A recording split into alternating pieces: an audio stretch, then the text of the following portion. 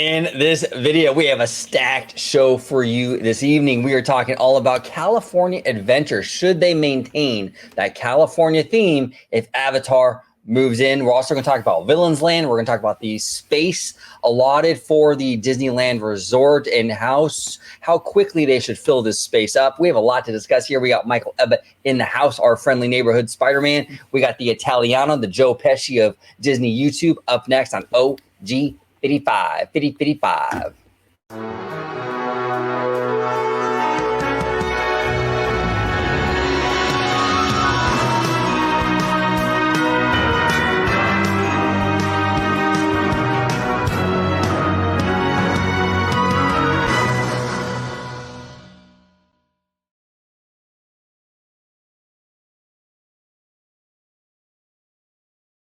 Welcome aboard, everybody, to another episode of OG 55. Today we have a stacked show. Before we do that, though, I want to introduce my fantastic panel. George the Italiano, welcome back, sir. Thanks for having me on. It's always a good time talking shop with you fellas, and let's, as Larry the Cable Guy says, let's get her done. Get her done. If you can let everybody at home know where they can find you on social media, sir. Absolutely. You can find me on X, formerly known as Twitter, at Disney George. You could also find me on Instagram under the Disney Italiano. And of course, you'll find me here on my home base at Orange Grove 55 with Citrus Corner with all that sweet, juicy, but sometimes sticky Disney news and info. Absolutely. And Mr. Michael Webba, or as we call him, Michael Webba, our friendly neighborhood Spider-Man. Welcome back to the show, brother. It's good to see you. Oh, gee, man. Thank you again for having me on. It's always a pleasure. Really appreciate it. I'm looking forward to today's episode. Yeah, absolutely. If you can let everybody at home know where they can find you on social media.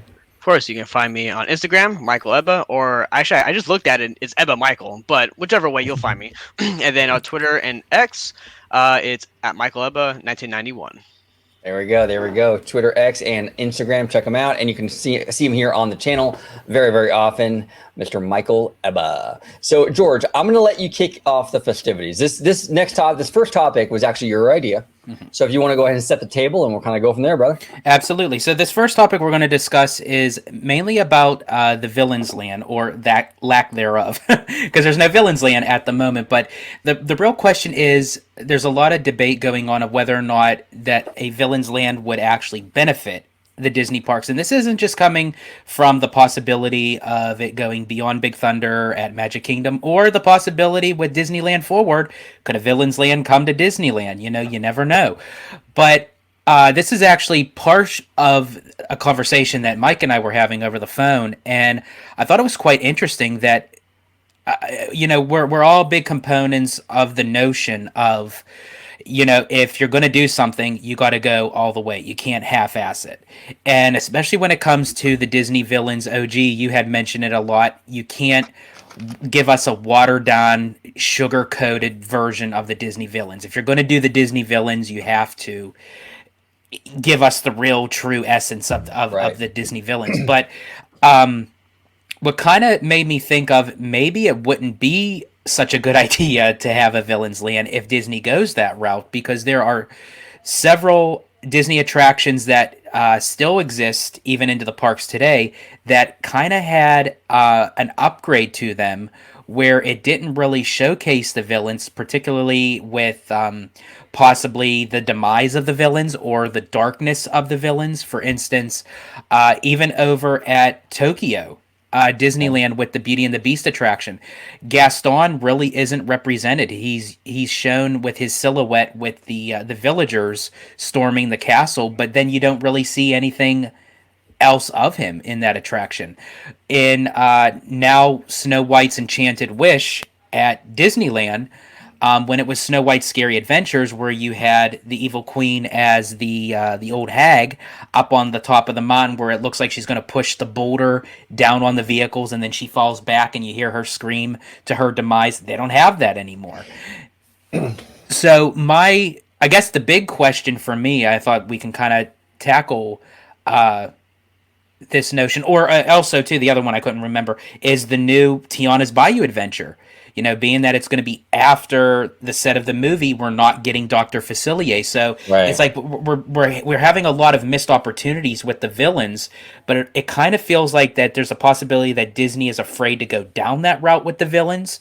So even though it was mentioned by Josh D'Amaro as a possibility or a what if or a could be, should be, maybe, whatever, could we possibly get a villain's land, but maybe not the villain's land that we're all kind of surmising? It's possible. I can see the argument that you're making here, where it's like they're iffy on the villains, but then I kind of feel personally that since they have minimized the villains in these attractions, right, like Tiana's Bayou Adventure and Snow White, right, and what was the other one you named? It was Beauty and the Beast over at Tokyo, and Beauty and the Beast over in Tokyo. It kind of, though, in a way, almost justifies a villain's land even more, because with less villains in the park now, now you dedicate a whole land to them where they're at, where they live, But here's the thing: I agree with you, George. I'm worried about execution. I've said many times, I've maintained that you need to have like a Wizarding World kind of aesthetic, kind of this gothic, twisted fantasyland, dark fantasyland sort of vibe. I'm afraid they're going to go more cartoony with it because they're afraid to get scary, and that would be an absolute mess. I mean, I would hate to see that. If you're going to do villains, I want to see you do the Disney villains like Universal is doing Dark Universe. You go dark as hell with it, in my opinion. What do you think, Ebba? What are your thoughts on this, brother? Yeah, so like what George brought up when we're talking about how even like with Ariel, right? When you see Ursula getting defeated at the end, right? She's just kind of like this small little piece in the background. I'm like, what is this? And then again with Snow White, it got turned from her being pretty much killed to now she's being chased by the Seven Dwarfs. So I feel like there's this kind of similar thing with Disney where they want to minimize the scariness and the darkness of death and what have you. But that's what happens in these fairy tale stories. These villains get killed, right? You have the hero and the villain. And and that's what it is. So I don't know why they want to steer away from that. So, and then the other thing with my problem with a villain's land, as cool as it sounds, it's the execution, right? So how do you do a villain's land? Because we already know these villains are already part of a fairy tale story. We know what happens to them in the story. So what's their purpose in the villain's land? Like if there's attractions, what would the attractions look like? Are we gonna have like dark ride, a thrill ride? Are we gonna have like their own kind of story before the fairy tale story? I always thought of the approach of how they did with the Maleficent films, where it was like through the villain's point of view, where it wasn't necessarily the true story, but it was through their perspective.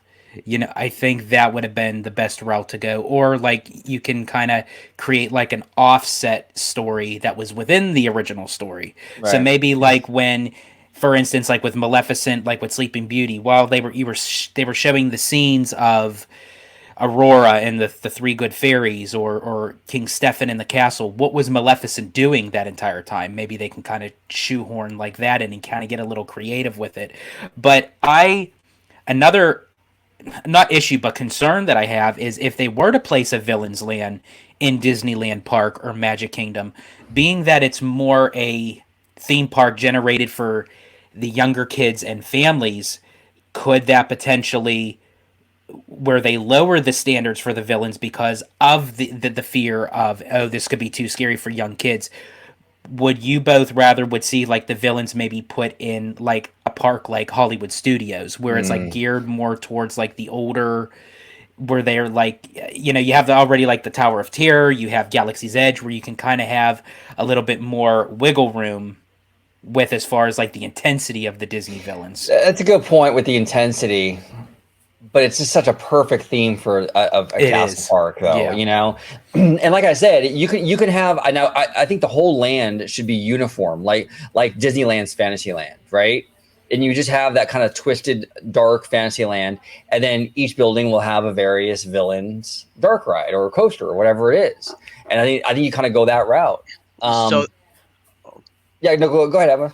Oh, sorry, I was going to say. So then, how do you do a Villains Land, I mean, I guess you can go the whole Universal route, but like with the Dark Universe. But then, what are you gonna do for the Halloween? Because I was actually talking to this about Slimer, about this is for like the Halloween events at California Adventure or Walt Disney World, they're the same year after year after year, right? So could they potentially change that up? Make it more scary. Probably bring in like Alien or Predator, or if like if they do keep it the same, then like what's the kind of the point of Villains Land really? I actually have two suggestions for that because Oogie Boogie Bash over at Disneyland is at DCA.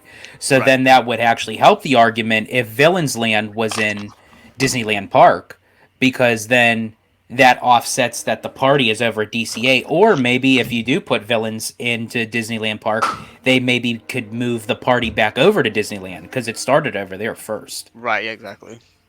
That's interesting. Yeah, I mean, you mentioned Ebba, like Alien versus Predator and stuff like that, right? Well, because I mean they're now under the Disney umbrella, right? No, you're right, and it kind of gets my juices flowing a little bit, right? Because it's like that's interesting. Okay, so maybe you can do. Oh, see, that's interesting because you're right though. There's villains that exist in these other studios owned by Disney. Mm-hmm. You know what I'm saying? And what if you did a Villains Land, say, George, in Hollywood Studios, but you didn't go the classic fairy tale villain route? What if it's a Villains Land where you have Vader, Alien versus Predator, and they're a little bit more of the secondary studios of the Walt Disney Company and a land of those villains instead of the fairy tale villains? Would you be supportive of that? I would actually, because if it's something that Disney can really work at it, because it would fit in Hollywood Studios, because you have this great lineup of cinema that's not being utilized, and the fact that they purchase Fox, if they can get IP in the park where it makes sense and they can utilize it, I say go for it. I mean, you could have, like you said, Alien versus Predator. You can have Darth Vader. You can have an area dedicated to Vader. You can have an area dedicated to, like, assuming they have the rights to all this stuff, like in Florida, you can have a Thanos attraction or something like. You can focus this Villains Land on those villains, and I think that kind of Villains Land would work really well in Hollywood Studios. Because there was actually some talks. I don't know if it was between creatives at the company or if it was just like fandom that was talking about it, where like what would be a good park or land or section that they could add to Hollywood Studios. And a lot of people were saying a heroes and villains land. So you have the light side and you have the dark side. You have a section that just involves just nothing but the heroes, where it has Aladdin and Hercules and Simba and what have you. And then you go over to the dark side and then you can have the villains side of that too. A lot of people were throwing that out as well. So it's like half and half. Half and half, yeah. A lot of interesting ideas. I mean, look, and this is the thing too that's kind of frustrating when it comes to like Josh Morrow and stuff, is like we're just a bunch of regular dudes here sitting here coming up with ideas. I mean, it shouldn't be that hard, And actually, I do have faith in the Imagineers though, but it's like, I just feel like, I don't know. I feel like Disney's like overthinking this whole thing. Yeah. Like you have such great IP, Disney, pull the trigger on this stuff and build something, Just stick with the basic math. Don't worry about Common Core. It's like they're going through like 5 extra steps just to get to the same answer. Yeah, exactly. And like, here's the, I personally don't want to, like, I don't really care how much it costs. Like, I don't want to hear, we're going to spend, 20 billion on the new land or expansion. Fantastic. Build it. I want to see what you got, because that way too, like, if they start to, they announce something, we're going to do this, and they build it. And then that way too, like, if they tell us how much after it costs, we don't, as fans, we don't know, like, how much they cut. I was just going to say that. I think they're working backwards. Instead of giving us the price tag first, give us the project, and then give us the price tag. And that's been my whole thing the whole time. Because there's been a lot of other like creators and people on Twitter and stuff like that saying, well, X billion amount of dollars isn't enough. But like, how do you know if it's enough? If you don't know what they're building, you don't know if it's enough or not. Exactly. If I have $1,000 in my wallet, that's not enough. Well, it depends. If I'm going to the dollar store, it's more than enough. If I'm going to Gucci, it's not enough. Exactly. So I need to know what you're building before I can tell you if it's enough or not. You know what I'm saying? And George is talking. George, I know what you're thinking, George. Yes, I know yes. what you're thinking. George is thinking. He's got his mind somewhere else. Well, I think we all. Absolutely. Well, I think we all know what rhymes with Gucci, right? So. Oh man! There we go. There we go. But speaking of this, actually, Micah, Webba, you are the king of the segues, brother. You are the absolute king of the segues, because that's a perfect segue into our next topic, which is Gucci. the land. Gucci, exactly. Gucci. We're talking Gucci. The perfect segue, because it's like we have all this land. Well, assuming Disneyland Forward gets approved, we're all kind of on the same page. It's looking like it's going to get approved.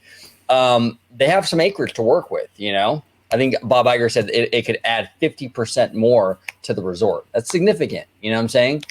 A lot of fans are kind of complaining out there on social media, like, you know, the impression I'm getting, at least, is they want Disney to like aggressively fill this space up. And it's like, I am not on that page. Like, I think that look, Disney said it's a 30-year plan, and I think that's a good idea. Look, they're going through hoops to get this rezoning stuff. You don't want to blow all the space within like 5 or 6 years. You want to make, or even a decade, you want to make sure that you have growth potential there for decades to come. But a lot of fans are like, no, we want, you know, they want it all now. I think it's a bad idea. I think they have to kind of slow the roll a little bit. Now, obviously, you don't want to go too slow. It is a balancing act. But what do you think, George, in terms of this, in terms of like the land allocation and what they do with it? You know, you don't. I think it's a bad idea to blow the land too fast. But yeah, I touched upon this on our last video that we recorded with Slimer, and we got his take on it, and I can't wait to hear Mike's take on it as well. But for me, I am so much that you got to have a steady pace. You can't have what I call the Veruca Salt syndrome and just have it all now. It's like, because if you fill all this space up now, especially in Disneyland's case, because they have to use this opportunity very strategically and very carefully, because they don't have the land like Walt Disney World currently has, you know. Now down the road, within the 30 plus years, I also had this conversation with Mike that you really don't know, you know, they may purchase more land off of these businesses, some of these hotels, some of these restaurants. Anything can happen within 30 years. I think a lot of people are thinking, like, once they get the rezoning in and everything, it's like, okay, that's a one and done. Let's fill it up and let's call it a day, you know. But no one ever knew. They thought, you know, when Disneyland was completed, built, you know, oh, it's kind of boxed in. What more could they do? But yet Disney surprises. Hey, they built Runaway Railway. They built Galaxy's Edge. They actually put another whole theme park across the way from Disneyland that was the original parking lot. Disney will find a way. And I think, like, in time, in the span of 30 years and beyond, that, you know, they may be able to buy up more land and do something with it. But for the time being, they have to pace themselves. yeah, Because when you fill everything in at once and you say, you know what, we got all this IP, we have Coco, we have Encanto, we have Zootopia, we have Frozen, we have Tangled. Great. Use some of those IPs. But you never really know down the road if you're going to get another slam banger of a film like you did with Frozen. They may, who even knows, they may reopen the vault, so to speak, for the notions of doing Gigantic again. Who knows? That may be a perfect, and that was supposed to be set in Spain. So, I mean, that, again, is perfect for the culture of California, you know. But if you fill all this space up, I know, you know, then you're going to have to rework another route to get this stuff in. And then there you go with replacing, and then the fans bitch and complain, oh, you're taking out this to replace that. Well, guess what? Disney can only do what they can do. And they even mentioned Tron as well as part of Disneyland Forward. And a lot of people were saying, oh, it's just going to be a West Coast version of the Tron light cycle. It's just going to be another duplicate. And everyone knows how I feel about copycat attractions. I'm not a fan of them. But you can't assume that until you actually know that for sure. And with Tron 3 coming out, it could be a whole nother different kind of attraction. It could be a whole other thing. They might not do Tron at all. That was all kind of like what if stuff on that Exactly. on that website. And a lot of fans, I see a lot of fans complaining about how Disneyland Forward is a 30-year plan, and they kind of mock it, like, oh, 30 years, I'm going to be, whatever. But it's like, I get it, fandom. I get it. You want your cake now. I get it. But like the smart move, the long game, it's better to sort of space this stuff out. You know what I'm saying? If you fill all this available space in, see what I did there? If you fill all this available space in right away, you got nothing. I mean, it's you got it. You got to space it out. And 30 years is a good time frame. What do you think, Evan? What are your thoughts on this, brother? Yeah, so the whole 30-year plan, as a fan, I'm really excited for it because again, there is that growth and it shows a long-term plan, a game, right? It's not this very short. I mean, I want everything now, but I know, as I'm going through, as I'm aging, we'll be continuously getting new stuff, new rides, new restaurants, what have you. And the thing too is that. And really quick, Michael, and when that time comes, brother, if we're over the age limit with all this new stuff, we're just gonna pop in some extra strength Tylenol and we're raring ready to go. Sorry. There we go. Sorry, bro. Go ahead. No, go ahead. And so, actually, I was talking to George too, and I was actually, I was on the map, right on the Google Maps, looking at Disneyland Resort. And George, you brought up, down the line, Disneyland could buy some of these restaurants, some of these hotels, right, and then convert it to their own space. But eventually, though, they are still going to be landlocked because you're right next to a freeway. Unless Disneyland buys that freeway or something, I don't think that's going to happen. They can't bulldoze it down, right? And also, you have to also think about all the homes and apartments that people live around there. You can't just go bulldozing everybody houses where they live. So I think that they can expand, and they're going to, but we just have to wait, guys. I mean, we can't force and rush this thing. Yeah. And here's the thing, be excited about the continuous growth throughout the years. I think it's gonna be really fun. Yeah, exactly. The spacing it out creates growth long term. You know what I'm saying? Where you're not blowing your load, with lack of a better term, all at once. You're sort of you're spacing it out. You know what I'm saying? And you want to do that. And look, DCA especially. DCA is really landlocked. There's not a whole lot of backstage even with DCA. There's not a whole lot of room there. You want to really make sure. So it'll be interesting to see how they kind of work this. But I have a feeling, because some of the new downtown Disney stuff is actually in the spot for some of the expansion for Disneyland Forward. Mm-hmm. So obviously that new downtown Disney stuff is here to stay for a long time, and that's why I think that people get a little too mentally married to those plans. I've been saying this whole time, what they showed us for that Disneyland Forward proposal is a what if, imagine the possibility sort of outcome. Right. Fans take that stuff as literal blueprints as to what literally happen. The Bible. Yeah. Right. You don't know if they're going to expand out like that. You don't know how they're going to do this or how they're going to work it. I don't even know if Disney fully knows 100%. You know what I'm saying? And when you have fans out there going, well, the Din Tai Fung is there, so there goes that plan. It's like, dude, come on. You don't know. You don't know the plan. And the stuff that we saw on the website, they make it very clear those are not blueprints. This is just a scenario as to the possibilities. They made it very go on the website. It says it over and over again. This is not concrete. These are blue sky, you know what I'm saying, or whatever. So, and those ideas, I'm okay with it being like a blue sky what if type of thing. That is fine because it's giving you a 30-year look into the future. See, that I'm okay with. And now, since you brought it up, OG, as far as maneuvering stuff around, what are your fellas' thoughts on the possibility if Disney were to acquire Garden Walk, and how that could actually be a big game changer for creating a sort of like a downtown Disney 2.0, what have you, where it'll alleviate the Toy Story parking lot for all our thoughts of what it's going to be is going to possibly become a third theme park gate.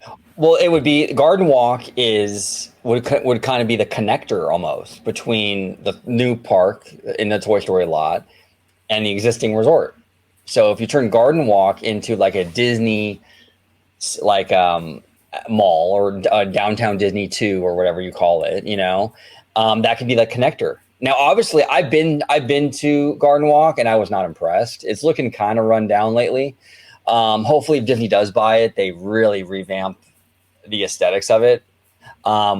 But I think they should. I mean, it's prime real estate. I'm surprised they haven't already, to be honest with you. It's not like they're doing fantastic. It's not like they're, the business over there is phenomenal. I don't know. They could probably buy it for super cheap if they want to. I don't know. It just seems like they're sleeping on that for some reason. Well, see, and that's the thing, OG, is like that with this 30-year plan. Even though what they kind of fed us, right? We don't know if all of a sudden out of the blue they announce, hey, we're buying up this piece of property and we're gonna turn it into downtown Disney 2.0. Because here's the thing, 30 years is a long time. Technology evolves, people coming in and out of the company. There's always different decisions. Maybe in 20 years, maybe Disney and the city of Anaheim they're bumping heads. Maybe we don't know. We don't know what's going to happen. So a lot can happen in that time, and people just have to be patient. Yeah, no, 100%. And really quick, because Mike, you mentioned something like as far as like with the real estate challenges, like as far as like with the residents in that area. You have the freeway, you have all the businesses, the hotels, the restaurants, and what have you, the pedestrian walkways. But I find it kind of interesting that, again, as you even had mentioned, that you never know in the future like what things change like with the city, because even Disney right now, they're in the process of trying to purchase Magic Way, I believe. Is that the street that they're trying to purchase? Yes, okay. That is correct. Yes. And so yeah, we really don't know what it's going to be. And if there's a interesting watch on YouTube, I suggest everyone listening or watching definitely check it out. His channel is called oh, I had it, and I just lost it. I think it's Alex the Historian. Yeah. I believe. Yeah. He does I think, a very interesting take on the process of Disneyland, of how he kind of goes into the notion of not just saying, hey, Disneyland's being built, but like how they actually had to maneuver around all these obstacles, and with Admiral Joe Fowler like at the helm of like taking so many trees out, keeping so many trees in, building a pipeline so it connects to the residential, so Disney could actually have water supply, so to speak, for the park. He really dives into a lot of like the intricacy of for Disneyland, so it's definitely a great watch. Alex the Historian. Yeah, no, actually, I'm a fan of his. I like his work. I've seen him before. I'm actually subscribed to him. He does a lot of also like Queen Mary content, stuff like that. Absolutely. Yeah, it's interesting. I'm very curious to see how Disney configures this whole Disneyland Forward thing, and the way they actually approach this. I think it's going to be a lot different. Well, maybe not a lot different, but I think it will be at least a little different as to what they proposed on the website initially. Right. I do think it's going to be different. And I think when they make the announcement for Disneyland Forward getting greenlit, because again, I'm very highly positively optimistic that this thing is, I think honestly already kind of greenlit, in my opinion, in a sense, even though they have to do a vote. But I mean, Iger and all these people, they go to lunches, they go to dinners, and they kind of talk it out where it's like they know how these council people are going to vote and stuff. Yeah, they know. Yeah, I mean, and for him to kind of mention, Pandora is going to be a land. You're not going to necessarily make that big of a statement like he didn't do back in the quarterly earnings, because he didn't know the route that Disneyland Forward was going to go. Now he's mentioning it's a land, so it's kind of like a hint of saying, you know what, this is going to go forward, no pun intended. But so where was I so then when they make this announcement, it's obviously they're going to make the announcement that it was greenlit, but then they have to get the zoning right. They have to do all this maneuvering, and people are going to think, okay, so they got greenlit, where's all this great stuff at? Where's all those announcements? They can't necessarily do that yet until they get all the zoning together first. It's like that's the process, and it's like you're not going to get everything all at once. The fans don't know a lot of times, dude. A lot, and like just like we talked about the other day, George. Right? Everyone knew that Avatar wasn't going to be a land, and then it turns out it's a land. Right? It's okay as a fan to just know that we don't know. You know what I'm saying? And it's like What are your thoughts? Before we move on to our California Adventure topic, any final thoughts on this kind of expansion, Disneyland Forward thing? No, just I'm super excited for it. I really hope that the city, gives Disney that seal of approval and they're good to go, and then we can really start seeing what their kind of 5-10 year plans are that they have, and then start getting these expansions going. Because I'm freaking hyped, man. I don't know about anybody else, but me, I'm stoked. Yeah, no, I'm hyped too. I'm excited. I am excited. I think Disney right now is very bullish on Disneyland Resort. You can Mhm. tell when Oh when yeah. when when Bob Iger, excuse me, when he gets on those earnings calls and stuff, he really does push the Disneyland Resort. I think the political uncertainty over there in Florida is kind of forcing Disney to sort of look at other properties, right?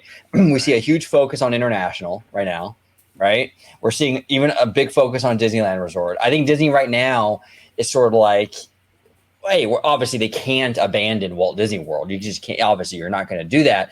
But I think that the more aggressive stuff right now, at least, is going to go in the international and Anaheim because Yeah. of that political uncertainty. And then once that whole thing kind of shakes out and Disney knows where they are with that whole situation, I think it's going to be full steam ahead at Walt Disney World. But right now, it's like, how do you commit to a project? You don't even know. There's still everything is still caught up in the courts. Yep. You still got Ron DeSantis in there, who's openly hostile towards the Walt Disney Company. How do you greenline stuff under that environment? Exactly. And also, another thing is that I really think, and I told George this, I really think Disney is trying to push with this 30-year plan and maybe even beyond that they want to, at least in my opinion, it seems like they want to turn the Disneyland Resort into a vacation destination like Walt Yep. Disney World. Yeah. Absolutely, and they should. I've been singing that song for a long time. They absolutely should. That's the long time goal. I Yeah, believe that too. Yeah. absolutely. But it's also to the notion too, like kind of going back with Pandora. It's like it's great, it's coming to Disneyland, but again, it's just that elephant in the room that it's going into DCA, and now that we got confirmation that it's a land, it's like how does it kind of tie into the California theme? And It's perfect segue. There you go, OG. There we go. That transition. Yeah, no, exactly. And that's tough, man, because I'm on the record. I am not one of these fans that gets super tight about like the stuff at California Adventure. Like I'm fine with Cars Land being Route 66 in DCA. That's enough connective tissue for me. San Francisco is enough connective tissue for me. I don't need exhibits about the governor of the state, and like I don't need that kind of that kind of approach. I think the fantasy kind of take on California is fine. It works. It's actually kind of smart. But when you tell me you're going to put Pandora in there, I mean, I don't know how that's going to work. I mean, and look, there's going to be a lot of other Avatar movies in the coming years. And maybe DCA's Pandora will be based on one of those other movies, the third, the fourth one, who knows? And maybe it will make sense. Maybe there's a storyline or whatever that involves, more Earth stuff, Mhm. and it will make sense. We don't know. But where I stand now, based on the first two movies, it makes no sense. And Ebba, you made a good point where it's like, if they do that, if they just, let's just say for argument's sake, they go ahead and they just put the Pandora and Animal Kingdom in DCA, assuming they use like the symbol lot or whatever, or they bulldoze Hollywoodland, you might have to retheme it. I don't know how you justify the California theme at that point, but what do you think, Emma? Yes. So I think that okay. So here's the thing, right? Everybody is like, including us, like Pandora does not fit in DCA, right? All of us are saying that because it's Disney California Adventure. What does Pandora have to do with California? Now, like you said, OG, granted, the future movies could incorporate like some more Earth stuff, maybe from California, right? If that's the case, then okay, I see it because this land will still take time to develop, right? And they will probably develop it with like the future movies coming out. Now, here's my issue. My issue, OG, isn't with because I'm with you on that. Like what they have in California right now, Adventure, it's fine to me, right? Cars and all that stuff, right? I'm good.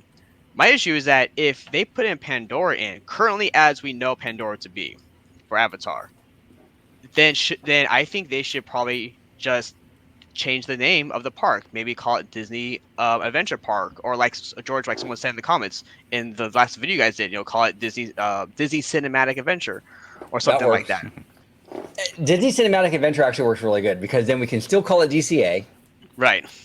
and it sets it apart from like Disney's Hollywood Studios. It's not the Yes. same. Yes. And then you can have IP in there. Like that's what Universal does, really. Is it's just a collection of franchises that you experience, and that could be the park. It is basically that.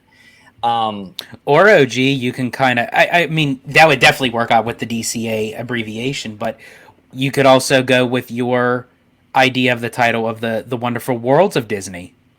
Yeah, I would love that. The Wonderful World of Disney. And then you can kind of go like you can have Pixar, which we have a Pixar area, 2 Pixar areas. You can have a Disney animation area. You can have Pandora. You can have, and you can really work with that.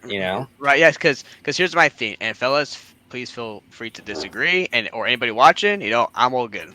Let's go. Um, so in my opinion, right, the name California, because I know you said on your previous video that California has a lot to offer, and it does. It roughly does. But I think having the name California in your title of your theme park kind of boxes you in, so to speak.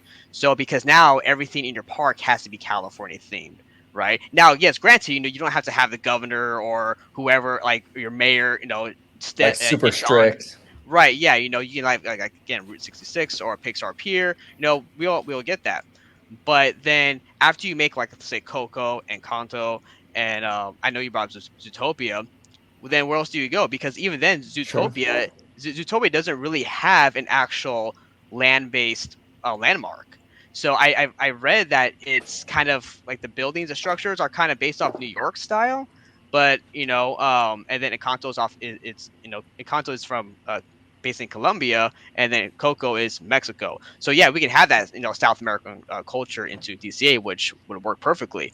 But then I would think that with California, if you want to keep the California theme, maybe try to make new original IPs, like with Grizzly River Run or Soarin', right? That way, we get some more original IP, which we haven't really gotten lately, and a lot of fans are asking for. I think you can go that route because California, it has so much diversity of elements. You have mountains, beaches, forests, right? So you incorporate all this stuff. And here's the thing, I'm not an Imagineer, so I don't know how to do that.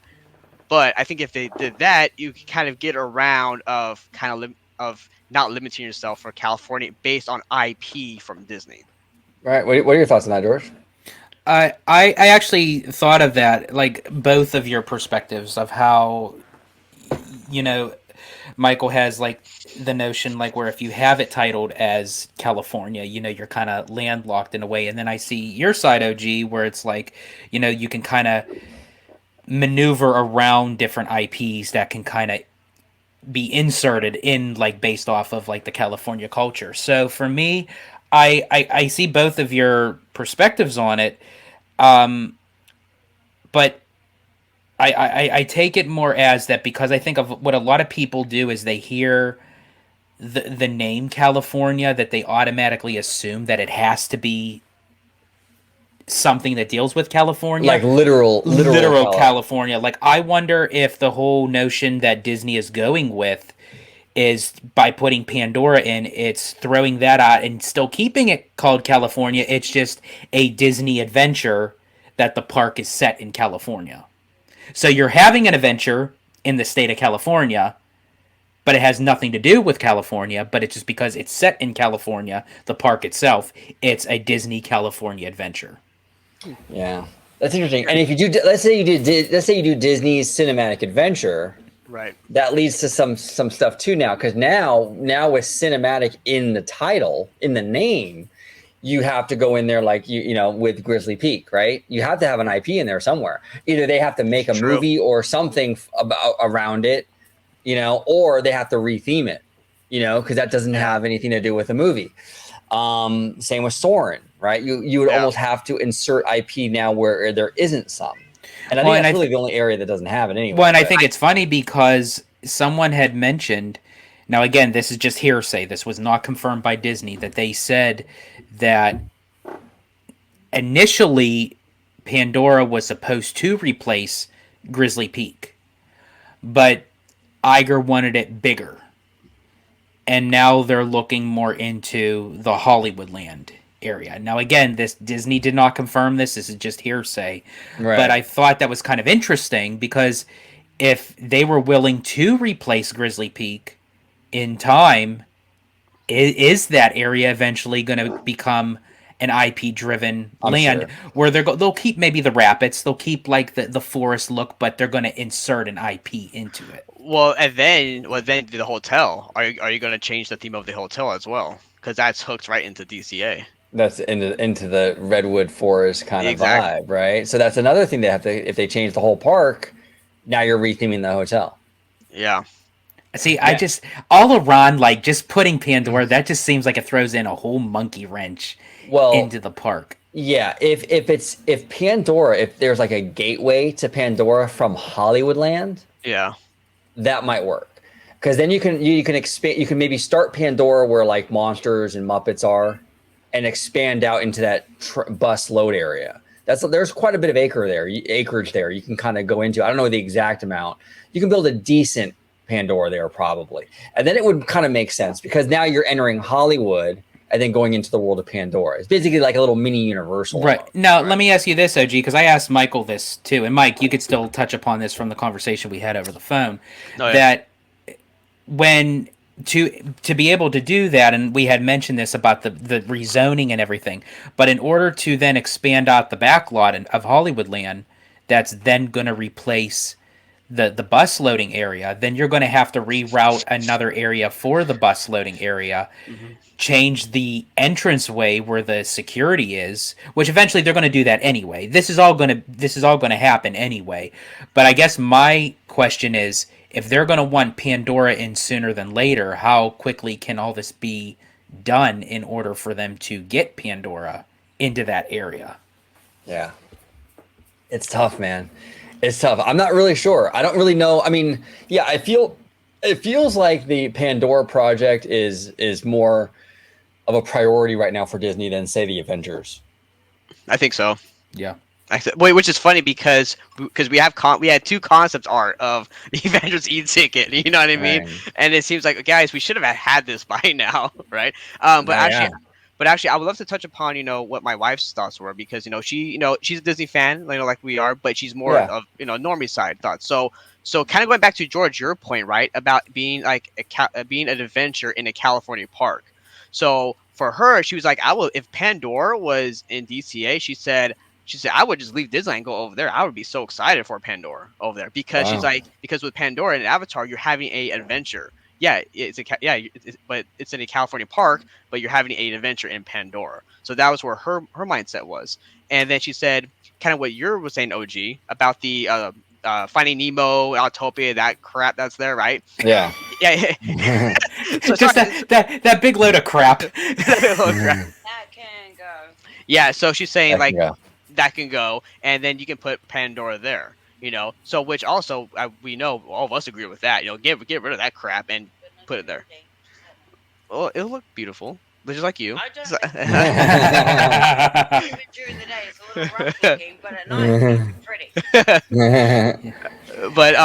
But yeah. So again, like people outside of us, outside of our little Disney nerd bubble, right? What do the normies think about Pandora going to DCA? Do they even care? Yes. Yeah, well, I mean, it's interesting. Yeah, maybe they don't, and that's the thing. I think I've made the argument many times. There is a disconnect from the normies and our community, our little nerd bubble, right? As you say, Ebba, because the normies want the Frozen thing, they want the Spider-Man thing, they want the Avatar thing.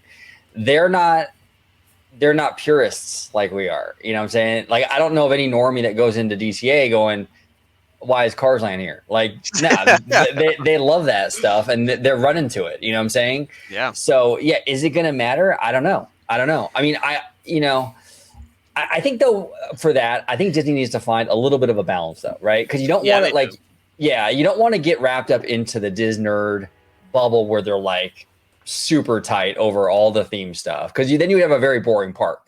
Like you would literally have an attraction based on the governor of the state and shit like that. If you go too by the book, you know what I'm saying? Right. But you also don't want to go too loosey-goosey with it where the theme doesn't matter at all. So Exactly, I hope they yeah. can find that middle ground a little bit here with Avatar, where they can sort of weave that in. I don't even need a whole lot, just a little bit, man, just a little bit. Let's see what these maybe the third and fourth movie bring. Maybe those movies will kind of explain this better. Now we did have, what is it, John Landau? Is that his name, George, the producer of these Avatar movies? Yes, John Landau. John Landau. I'm sorry. Yeah, John Landau. You know, he was at Imagineering a few months ago. He took a picture, he posted on social media. So you have the people that worked on the movies and they're working on the movies. You have them in the room with the Imagineers. So these are storytellers. This is like kind of like with Walt Disney. He brought in, because he didn't have Imagineers when they built Disneyland. He had all his artists and all his animators and story guys doing this stuff. So when you bring in a guy like John Landau, he has that movie background. You know, I honestly, when it comes to storylines and tying shit in, I trust a studio person more with that than an Imagineer. I think that they probably have more story chops to make that work. And he also knows what the plot lines are for these next few movies. So that was encouraging to me. You know, that was encouraging to me. And James Cameron is a perfectionist. I don't think he's going to want his stuff just kind of crammed and shoehorned in any which way. I think there is going to be an amount of love here that you probably won't see with things like, you know, even the Avengers ride. I think because with Cameron involved, it's going to be a different equation. Well, yeah, because it's like when you have someone else's like baby, right? They're gonna make sure you take care of that thing. You know, Nintendo, Harry Potter, Pandora, right? When you're working with someone else's creation, you better make sure. And again, granted that they're involved with it, which I think they should always be, whether they're under your Disney brand or not. I mean, you know, part if you're licensing or not. But here's the other thing too I want to bring up. There was so much of complaining on, you know, YouTube, Twitter, Facebook about this Pandora going to DCA. You know, I get it. Again, we talk about it doesn't fit, right? Right. But people are saying, why are they working on Pandora? You know, we don't need another clone. And I get it. You know, we will assume stuff will be the same, but just because we're going to get Pandora doesn't mean necessarily we're going to get what Walt Disney World has, because Pandora and like let's say Walt Disney World, that's probably only like a small section of Pandora. We're going to probably get something way different, and to also for the size of the Disneyland Resort. It has to be reconfigured. Exactly. And Iger's a synergy guy. He's going to go, he's going to tie it to the new movies coming up. Almost certain. Go ahead. Yeah. And if it was going to be an absolute like copycat duplicate of what's in Animal Kingdom, Iger would have just came out and said, hey, you guys are going to get a West Coast version of Pandora that's in Animal Kingdom. Like you're not going to be very secretive as to something that's already existing. And I'm hearing stuff, and I can't say specifics. So I want to respect, you know, but I'm hearing stuff that flies in the face of it being a clone. It from the rumors I'm hearing, it's not a clone. But here's the other thing that kind of bothers me too about the fandom. I'm going to vent a little bit here, and no disrespect to anybody, you know, but like I see a lot of before you vent. There we go. Oh, geez. So before you get to your little rant right there, I just want to say, I think that if they were to clone it, I think they would have done, well, maybe not because of the land space, but I would have thought that they would have done them both at the same time or close to the same time frame of Walt Disney World. They might have done it. Yeah, exactly. And here's the thing too. I see a lot of like Walt Disney World people complaining about, you know, a possible clone of Pandora coming to Anaheim, right? Keep it original for Animal Kingdom. But then it's like, I didn't see any Florida people complaining when they received the clone. When they get Tron, it was like, hell yeah, right? But somehow it's like when we get their shit, it's like, oh, come on, don't do, you know, it's like, come on. You gotta, look, man, there's people in California who can't afford to travel the globe and go to every Disney park. Like it would be kind of cool for people out here to have a version of Pandora. You know what I'm saying? And like I said, no one complained when they get cool clones. They seem to love it. But for some reason, when we get their clones, it's suddenly the worst thing ever. I don't know, man. That kind of frustrates me a little bit. Hey, look, if Disney wants to build Cars Land in Hollywood Studios, I'm 1,000% support that.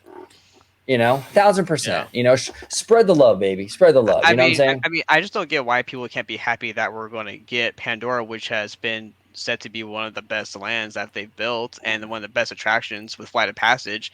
So I'm like, guys, why aren't we happy that we're going to get this? This is so cool. Pandora for me is the second. I mean, there's many lands that they built, like just in the domestic parks and within that time frame, like from like 2009, from like the announcements all the way through till like 2019, that 10-year span. Pandora for me is number 2 to Cars Land. Like when it comes to like overall theming. So Cars Land and Pandora for me are like the 2 greatest lands that I think Disney has ever made in the domestic parks. That's high praise. That's very high praise. OG, well, what do you think? You same boat? Oh, absolutely. I was incredibly impressed with Pandora. I was actually frustrated because I'm in Pandora taking pictures, right? And it wasn't like it's so amazing in person. The pictures weren't giving it its true justice.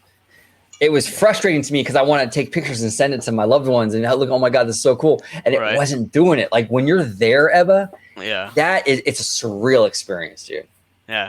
Well, I can't wait to see it, and I want to be me and my wife gonna see it. Yes. Now we're gonna check it out, man. I can't wait to see your reaction to it because I knew it was gonna be great. I knew it. I seen the pictures, I seen the videos, but there's something about being there, dude. It is just mind blowing. That was my favorite park. Animal Kingdom was by far my favorite park. Well, not by far. I shouldn't say by far. Epcot was very close, but Animal Kingdom. It was number 1 though.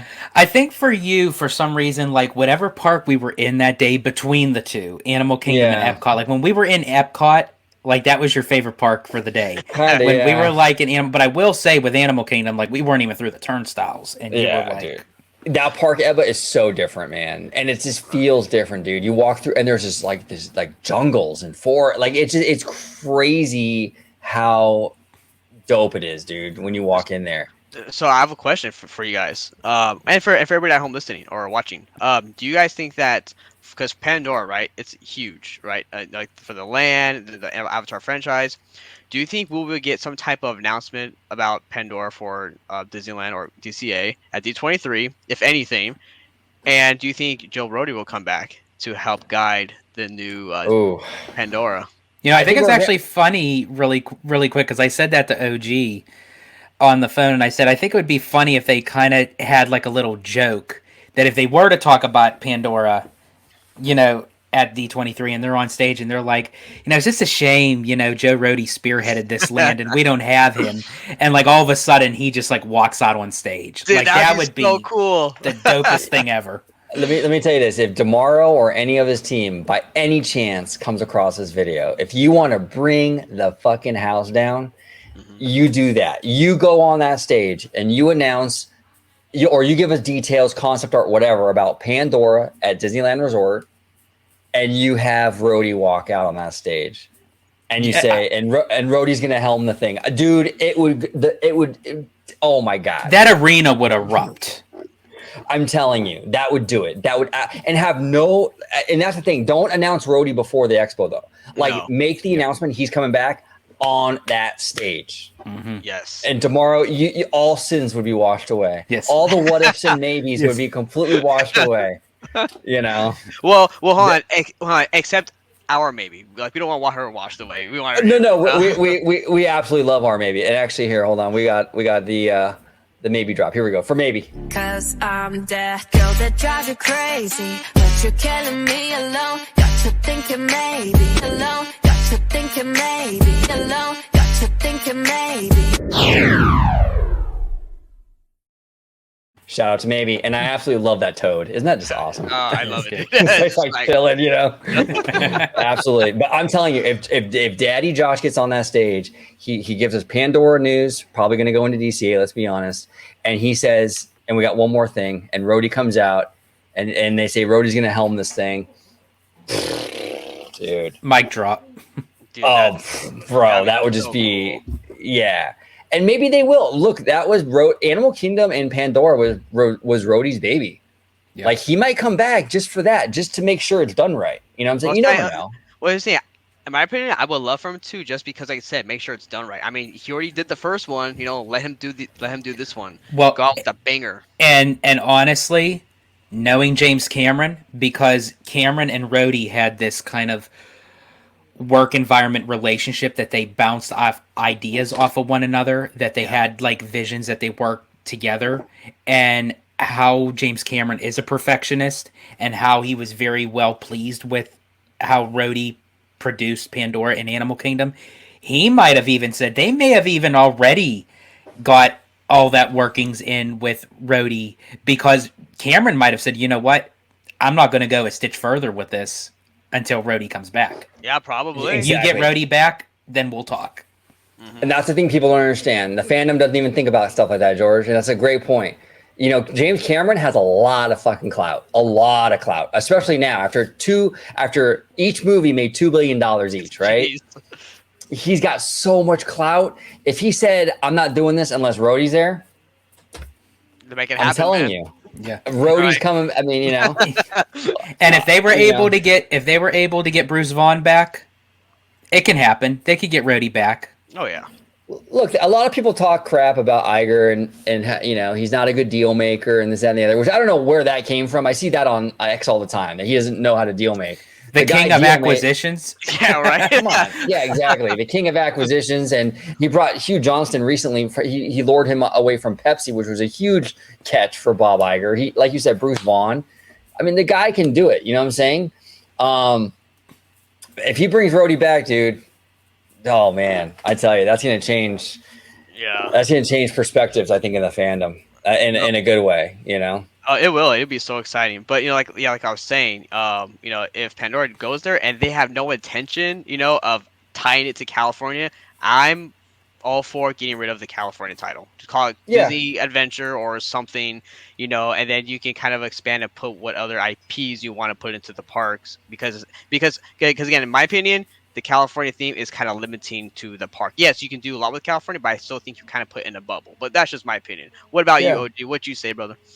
Yeah, no, absolutely. No, I see what you're saying, because you're right. I mean, I could think of Latin America land, and you can do like a Los Angeles version of Zootopia, stuff like that. But you're right. After you kind of exhaust those, what's left? I mean, so you're right. Yeah, and look, if they add Pandora in there with no explanation as to what it's doing there, then you have to change the theme. You can't, with a straight face, keep that as a California park and have another planet sitting in the park. That makes zero sense to me. I mean, it just doesn't make any sense. At that point, you'd have to change the theme. Oh, wait, no. Oh, go ahead. Go ahead. You first. I was just saying, unless the third and fourth movies have something to do with, Earth again or whatever, and they're going to tie it in. That's a possibility. We just don't know. You know what I'm saying? Yeah, so I was going to say, what if you brought, I don't know how you would do this, but somehow brought a piece of Pandora to Earth, to California, and set it there or something? I don't know. Oh, that'd be crazy, bro. That'd be crazy. Yeah, look, the Imagineers and James Cameron, they're very smart. When they're allowed to do what they're allowed to do what they want to do, we get a lot of great stuff, and we see it. The Imagineers are creating amazing things over in Asia right now. Amazing things, dude. I'm like, I want this stuff over here, dude. Exactly. Yeah, it's crazy. Exactly. And it's like, and honestly, like as we had mentioned, we don't know what is to become of the next sequels of the Avatar movies. They took humans to Pandora. Who knows? In Avatar 3, 4, they may bring the Na'vi to Earth and interact with humans and how they deal with earthly, happenings, whatever, so they could tie it in that way too, so it's like we don't know. We don't know what Cameron is thinking about. We don't know what he's telling the Imagineers, what they're relaying back to him. It's, we have one of the greatest storytellers of the modern age with James Cameron. Yeah. If anyone can figure this out, it's him. But is Disney going to let him do his thing? I mean, hopefully. I mean, it's James Cameron. You got it, Yeah. But if he's dedicated to making this thing make sense in DCA, I think he's the guy to do it. But we'll see. Yeah. It's tough. I'd be lying though if I say I wasn't nervous. I am. I'm nervous because I don't know if I think the land will be amazing because, like I said, James Cameron's going to kill it. But with the rest of the park, though, I don't know if they're going to spend the time to like really weave that California theme, Yeah. unless they've already decided. Maybe they've already decided on a rebranding for the park. Maybe that's already in the cards, Right. Well, here's the thing. If they stick with the California theme, right? Like with Pandora, and let's say they can do that. They weave it in somehow. Great. But for your idea for Zootopia on the California theme, right? I want some San Diego rep in this damn park, dude. Like we have LA, we have San Francisco. Give us San Diego, man. Like have it like a center around like the San Diego Zoo and Safari Park or something, bro. I want to see that. That'd be so cool. That'd be cool. Like a Zootopia ties like San Diego or something, right? That'd be really cool. That'd be really cool. I mean, me personally, if I had to pick and choose, I would change the park name to Disney Incredible California Park. So that way, if you're over at Disneyland, you could say, I'm just going to hop right over to Dick. Oh, jeez. Oh, jeez. Yeah, exactly. Oh man. Well. On that note, fellas. on that note, the Italiano. It was an honor having you on, brother. Talking shop with us today. Talking Pandora. Talking Disneyland Forward. Villains Land. Interesting conversation with that. But if you could remind everybody where they can find you on social media, sir. Absolutely. You can find me on X, formerly known as Twitter, at Disney George. You could also find me on Instagram under the Disney Italiano. And of course, you'll find me here on my home base at Orange Grove. Orange Grove 55. Excuse me. I lost my placement there with Citrus Corner with all that sweet, juicy, but sometimes sticky Disney news and info. There it is, Mr. Sticky Icky. And down below, we got the one and only Mr. Michael Webba. Mr. Webba, if you can let everybody at home know where they can find you on social media, sir. OG, thank you so much for having me on. George, you as well. You can find me on Instagram, Michael Webba, or Webba Michael, whichever of the two you'll find me. And then you can also find me on Instagram at Michael Webba 1991. And then also here on OG55, where you'll find me as well with these two gentlemen. Absolutely. We have a lot of Webba planned. We got We got that Universal trip we got to talk about with Theme Park Wizard. Yes, we do. So much Webba, so little time. You know what I'm saying?